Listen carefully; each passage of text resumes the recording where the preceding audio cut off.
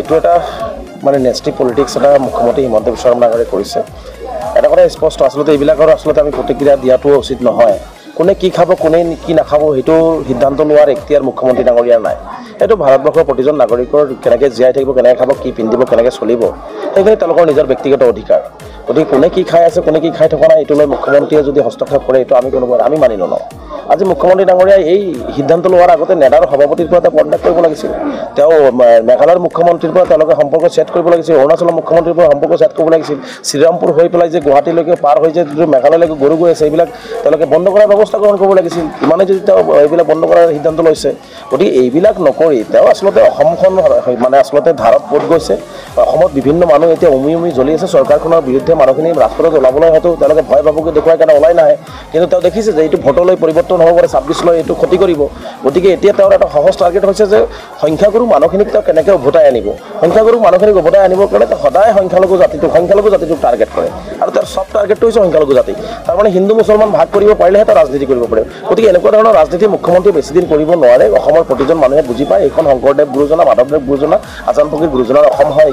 এইখন অসমত এনেকুৱা ধৰণৰ হিন্দু মুছলমানৰ পলিটিক্স বেছি সময় কৰিব নোৱাৰে। আৰু এটা কথা মনত ৰাখিব, বেয়া বস্তু এটা বেছি দিন নচলে, গতিকে সঁচাটো ওলাই আহিব।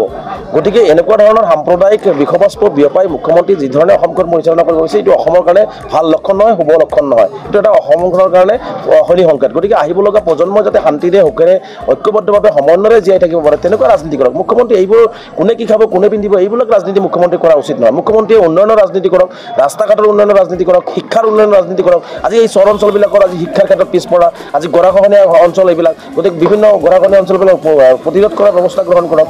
আজি মানে অসমখন কেনেকৈ 5খন ৰাজ্যৰ ভিতৰত আগুৱাই যাব, প্ৰতিটো জাতি জনগোষ্ঠীক সমন্বয়েৰে কেনেকৈ আগুৱাই লৈ যাব পাৰে তাৰ চিন্তা কৰক। তাতকৈ এইবিলাক তাৰ পৰা এক ছেকেণ্ড মই কৈ আছোঁ, তাৰ পৰা এনেকৈ মুখ্যমন্ত্ৰী অসমখন আগুৱাই লৈ যাব নোৱাৰে। গতিকে মই মুখ্যমন্ত্ৰীক বিনম্ৰতাৰে আহ্বান জনাইছোঁ যে গাড়ীখনত বহিছে, গাড়ীখনৰ মান সন্মান মৰ্যাদা ৰক্ষা কৰি সকলোকে লগত লৈ অসমখন আগুৱাই লৈ যোৱাৰ চিন্তা কৰক। অন্যথাই কিন্তু অসমৰ ৰাইজে কিন্তু চিন্তা নিশ্চিতভাৱে 26তে হওক বা ক'তবাই হওক ৰাজনৈতিকভাৱে উল্টা সিদ্ধান্ত লৈ পেলাই কিন্তু আপোনাক সেইখন গাড়ীৰ পৰা অপৰাধতে কিন্তু অসমৰ ৰাইজে মানে বেছি সময় নালাগিব। গতিকে আজি চাওক, উচ্ছেদৰ কথাটো আপুনি যিটো কথা কৈছে অমানৱীয়ভাৱে হিমন্ত বিশ্ব শৰ্মাই একমাত্ৰ টাৰ্গেট কৰি লৈছে মুছলমানসকলক। কাৰণ মুখ্যমন্ত্ৰীয়ে যেতিয়াই হিন্দু মুছলমান ভাগ কৰিব তেওঁক কিবা এটা ৰাস্তা লাগে। কেতিয়াবা গৰু মাংস ওলাই দিয়ে, কেতিয়াবা উচ্ছেদৰ নামত বলডুজাৰ চলাই দিয়ে, কেতিয়াবা মাদ্ৰাছা ভঙাৰ নামত তেওঁ বলডুজাৰ চলায়, কেতিয়াবা মানে এনকাউণ্টাৰৰ নামত এইবিলাক মানে নাটক ৰচনা কৰে।